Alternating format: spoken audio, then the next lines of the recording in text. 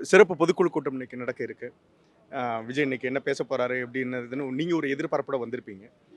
நீங்க என்ன நினைக்கிறீங்க? என்ன இருக்கும்னு நினைக்கிறீங்க? எப்படி இந்த சிறப்பு பொதுக்குழு கூட்டம் எந்த மாதிரியான நோக்கத்தோட போகுது? அத பத்தி சொல்லுங்க.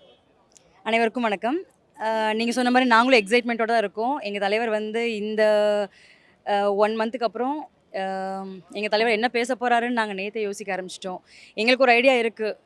இப்ப நேத்து கூட பார்த்துருப்பீங்க கோயம்புத்தூர்ல நடந்த பெண்களுக்கு. எங்களுக்கு முன்னாடியே சொல்லியிருக்காரு, பெண்கள் பாதுகாப்பு தான் எங்க கட்சி வந்து முன்னுரிமை குடுக்கும்ன்னு சொல்லி. அது இப்ப ரீசென்ட்டா நடந்த 2 நாளைக்கு முன்னாடி நடந்த பிரச்சனையே தெரிஞ்சிருக்கும். ஸோ மறுபடியும் அழுத்தமா பேசுவாருன்னு நெனைக்கிறேன். பெண்களோட பாதுகாப்புக்கு முன்னுரிமை குடுக்கணுங்கிற விஷயங்கள. இனி நெக்ஸ்ட் நகர்புற நிகழ்வுகள் எல்லாம் பார்த்தீங்கன்னா, கட்சி சார்ந்த நிகழ்வு நெறைய பேசுவார் நம்புறோம். அதே சமயத்தில இன்னும் கொஞ்சம் நாங்க எங்களோட வேலைகள மும்முரப்படுத்தி சீக்கிரமா செய்யணுங்கிறது எங்களோட சைட்லயுமே நாங்க எங்க தளபதிக்கு சப்போர்ட்டிவா இருந்து செய்வோம். கரூர் சம்பவத்துக்கு அப்புறமா இப்போ இந்த பொதுக்குழு கூட்டம் நடக்குது. இத தாண்டின ஒரு விஷயத்துல இங்க இந்த பொதுக்குழு கூட்டத்துல இந்த அஞ்சலி செலுத்துறது அந்த மாதிரியான ஆக்டிவிட்டீஸ் ஏதாவது இருக்குமா? உங்க கட்சி சார்பா வேற ஏதாவது உங்க பொறுப்பாளர்கள் ஏதாவது சொல்லியிருக்காங்களா? இல்ல அந்த மாரி எதுவும் சொல்லல. பட் இருந்தாலும் நாங்க வந்து எங்க தொகுதியில எல்லாருமே அவங்கவங்க இரங்கல் கூட்டம் நடத்தியிருக்கோம். பட் தளபதியும் செய்வாருன்னு நாங்க நம்புறோம். ஏன்னா பார்த்தீங்கன்னா, அவரு அ அவங்கள சந்திச்சிருக்காரு, பேசியிருக்காரு.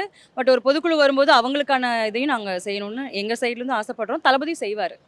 இந்த பாதுகாப்பு ஏற்பாடுகள பொறுத்தவரைக்கும் அந்த கவனக்குறைவா இருக்கு, போது வருதுன்னு லாஸ்ட் மீட்டிங்ஸ்லாம் நெறைய பிரச்சனைகள் வந்தது. இப்ப இங்க இது பிரைவேட் ரெசார்ட்ல இங்க நடக்குது. இங்க செக்யூரிட்டி எல்லாம் சிஸ்டம்லாம் எப்படி இருக்குன்னு நீங்க நினைக்கிறீங்க? நல்லா இருக்குங்க. ஆக்சுவலி பார்த்தீங்கன்னா, இது ஃபர்ஸ்ட் டைம் கிடையாது. நாங்க ஆல்ரெடி 2ண்ட் ஆனிவர்சரி ஃபங்ஷன் இங்க நடத்தியிருக்கோம். இங்க பாதுகாப்பு நல்லாவே இருக்கு. பாதுகாப்பு இல்லாம இல்ல. அது வந்து பார்த்தீங்கன்னா, ஜெனரல் பப்ளிக் இது பண்ற இடத்துல வந்து பாதுகாப்ப நம்ம மட்டும் கொடுக்க முடியாது. இது வந்து அரசுமே பொறுப்பெடுத்துக்கணும். அப்படி இருக்கும்போது இது வந்து பிரைவேட் ஃபங்ஷன், கட்சி சார்ந்த ஃபங்ஷன். இதுல எல்லா பாதுகாப்பும் குடுத்துருக்கோம். இனி நடக்க போற எல்லாத்துக்குமே தொண்டரணி அமைச்சு எங்களோட பாதுகாப்புக்கும், மக்களோட பாதுகாப்புக்கும் நாங்களும் ஒரு இதா எடுத்துப்போம்னு சொல்லிக்கிறேன்.